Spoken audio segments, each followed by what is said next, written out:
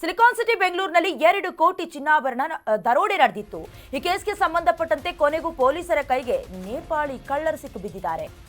ಬೆಂಗಳೂರಿನಲ್ಲಿ 2 ಕೋಟಿ ಚಿನ್ನಾಭರಣ ದರೋಡೆಯಾಗಿತ್ತು. ಕೇಸ್ಗೆ ಸಂಬಂಧಪಟ್ಟಂತೆ ಕೊನೆಗೂ ಪೊಲೀಸರ ಕೈಗೆ ನೇಪಾಳಿ ಕಳ್ಳರು ಸಿಕ್ಕಿಬಿದ್ದಿದ್ದಾರೆ. ರಮೇಶ್ ಬಾಬು ಮನೆಯಲ್ಲಿ ದರೋಡೆ ನಡೆದಿತ್ತು. ವರ್ಷ ಆಗಿತ್ತು. ವರ್ಷದ ಬಳಿಕ ಮತ್ತೆ ಅದೇ ಏರಿಯಾದಲ್ಲಿ ಕಳ್ಳತನ ಆಗಿದೆ. ವರ್ಷದ ಬಳಿಕ ಮತ್ತೆ ಅದೇ ಏರಿಯಾದಲ್ಲಿ ದರೋಡೆಯಾಗಿರೋದು ಡೌಟ್ ಬಂದಿದೆ.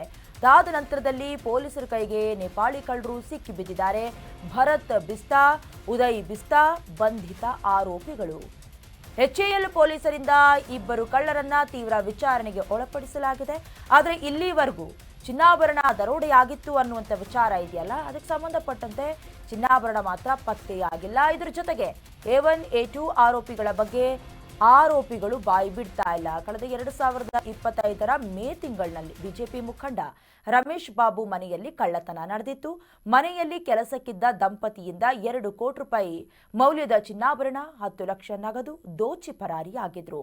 ದರೋಡೆ ಮಾಡಿದ್ದ ದೀಪಾ, ರಾಜು ದಂಪತಿ ಹಣವನ್ನು, ಚಿನ್ನವನ್ನ ಕದ್ದು ಪರಾರಿಯಾಗಿದ್ರು.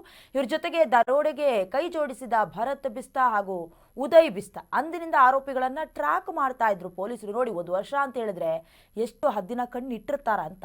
ಚಿನ್ನದ ಸಮೇತ ನೇಪಾಳ ಬಾರ್ಡರ್ ಕೂಡ ಆರೋಪಿಗಳು ದಾಟಿ ಹೋಗ್ಬಿಟ್ಟಿದ್ರು. ಕಳೆದ 10 ದಿನಗಳ ಹಿಂದೆ ಬೆಂಗಳೂರು ವಾಪಸ್ ಕೂಡ ಬಂದಿದ್ರಿ ಇಬ್ರು. ರಮೇಶ್ ಬಾಬು ಅವರ ಮನೆಗಳ್ಳತನ ಮಾಡಿದ್ದ ಏರಿಯಾಗೆ ಆರೋಪಿಗಳು ಬಂದಿದ್ದಾರೆ. ನೋಡಿ, ಏನಾದ್ರೂ ಭಯ ಇದೆಯಾ ಅಂತ. ಅದೇ ಸಮಯಕ್ಕೆ ಕಾದಿದ್ದ ಪೊಲೀಸರಿಂದ ಆರೋಪಿಗಳನ್ನ ಅರೆಸ್ಟ್ ಮಾಡಲಾಗಿದೆ. ಆದರೆ ಚಿನ್ನ ಮಾತ್ರ ಪತ್ತೆಯಾಗಿಲ್ಲ. ಜೊತೆಗೆ A1, A2 ಆರೋಪಿಗಳ ಬಗ್ಗೆ ಬಾಯಿ ಕೂಡ ಬಿಡ್ತಿಲ್ಲ. ಎಲ್ಲಿದ್ದಾರೆ, ಏನ್ ತಪ್ಪಿಸ್ಕೊಂಡು ಹೋಗಿದ್ದಾರೆ, ಚಿನ್ನಾಭರಣವನ್ನ ಎಲ್ಲಿ ಸಾಗಿಸಿದ್ದಾರೆ, ಏನು ಎತ್ತ, ಇದು ಮಾತ್ರ ಬಾಯಿ ಬಿಡೋದಕ್ಕೆ ಮುಂದಾಗ್ತಾ ಇಲ್ಲ. ಸಂಬಂಧಪಟ್ಟಂತೆ ತೀವ್ರ ವಿಚಾರಣೆ ಕೂಡ ನಡೀತಾ ಇದೆ.